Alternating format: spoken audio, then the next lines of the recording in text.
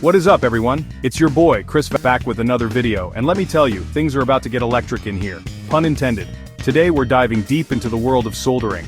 Whether you're an absolute beginner or you've dabbled a bit but want to step up your game, this video is your one-stop shop for mastering those soldering techniques. So before we jump into the good stuff, do me a quick favor and hit that subscribe button and the notification bell. Now let's crank up the heat and get soldering. Alright folks, let's kick things off with the heart of the operation, the soldering iron. For most electronics work, you're going to want something in the 30 to 60 watt range.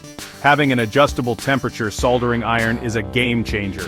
It allows you to fine-tune the heat for different types of solder and components, which is crucial for preventing damage and getting those pristine joints. Now let's talk tips. A conical tip is your go-to for precision work.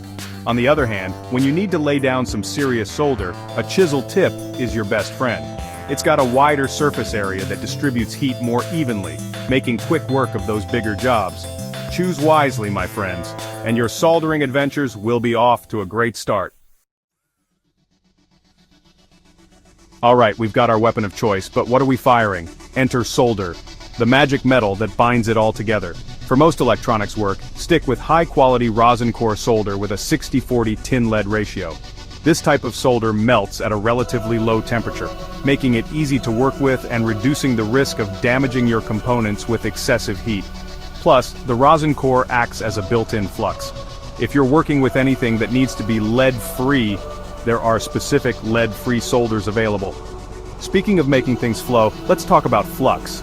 Think of flux as the ultimate cleaning crew for your soldering job. It's designed to remove oxides and other impurities from the surfaces you're soldering, allowing the solder to flow smoothly and create a strong, conductive bond. Using flux is crucial for getting those picture-perfect, shiny solder joints. Invest in the good stuff, and your soldering projects will thank you. Alright, before we actually start soldering anything, there's one crucial step we need to cover: tinning the tip of your soldering iron. A freshly tinned tip is like a hot knife through butter. It allows the heat to transfer quickly and evenly to the components you're soldering, resulting in faster soldering times and a reduced risk of overheating. First, make sure your soldering iron is heated up to its operating temperature. Then, grab your trusty rosin core solder and simply touch the tip of the solder wire to the tip of your iron. The heat from the iron will melt the solder, and you should see it flow smoothly over the surface of the tip, creating a nice even coating. If the solder isn't flowing smoothly, it could be a sign that your tip is dirty or oxidized. In that case, give it a quick clean with a damp sponge or a brass tip cleaner. Once you've got that shiny tinned tip, you're ready to start making some solid connections. Alright everyone, it's time to get down to business and learn the proper soldering technique. The key to successful soldering is to heat the joint first, then apply the solder. Start by placing the tip of your soldering iron where the component lead meets the pad on your circuit board. You want to heat both the lead and the pad evenly to ensure proper solder flow. Hold it there for about 2 seconds to let the area heat up. Next, while keeping the iron in place, introduce your solder wire to the opposite side of the joint, touching both the lead and the pad. The heat from the joint will draw the solder in, creating a smooth, even flow. Once you've achieved that, remove the solder wire first, then the soldering iron, and let the joint cool naturally. A good solder joint will be smooth, shiny, and have a concave shape. Mastering this technique takes practice, but once you get the hang of it, you'll be soldering like a pro in no time. Alright, let's face it. Even the most experienced solderers make mistakes from time to time. First up, we have the dreaded cold joint. You'll recognize this villain by its dull, lumpy appearance and its tendency to create weak, unreliable connections. The main culprit here is insufficient heat. Reheat the joint properly, making sure both the component lead and the pad are hot enough to melt the solder, and try again. Next, we have the solder bridge, a common foe that occurs when too much solder is used, creating an unwanted connection between two adjacent pins or pads. The best way to prevent solder bridges is to use the right amount of solder.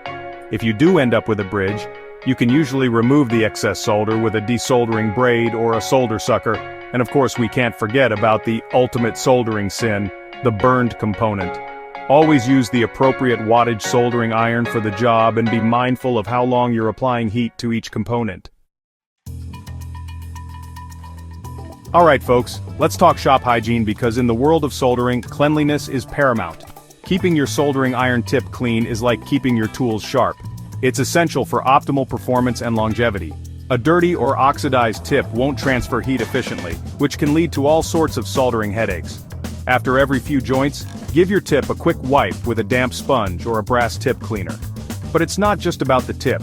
Keeping your work area clean is also crucial. Flux residue, stray solder balls and other debris can cause shorts or interfere with the performance of your electronics project.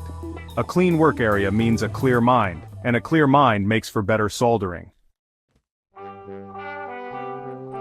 Alright, before we wrap things up, let's take a moment to talk about everyone's favorite topic, safety. Soldering involves molten metal, high temperatures, and potentially harmful fumes, so it's crucial to take the necessary precautions to protect yourself and your workspace. First and foremost, always work in a well-ventilated area. Solder fumes, especially from lead-based solder, can be harmful if inhaled, so make sure you've got adequate ventilation to carry those fumes away from your breathing space. Eye protection is a must. Those stray bits of molten solder can fly surprisingly far. Always wear safety glasses or goggles when soldering to protect those precious peepers. Remember that soldering irons get extremely hot enough to cause serious burns. Always be mindful of where your iron is and never leave it unattended while it's plugged in. By taking the necessary precautions, you can enjoy the world of electronics and soldering without the risk of injury or harm. And there you have it, folks. You've officially been schooled in the art of soldering. I hope this video gave you the knowledge and confidence to tackle those electronics projects head-on. Remember, practice makes perfect, so don't be afraid to get in there and start soldering. Now, I want to hear from you. What are your go-to soldering tips and tricks? Share your wisdom in the comments below. And if you found this video helpful, be sure to give it a big thumbs up. Share it with your fellow electronics enthusiasts, and subscribe to ElectroVerse for more awesome electronics content coming your way. Until next time, keep those soldering irons hot and those connections clean.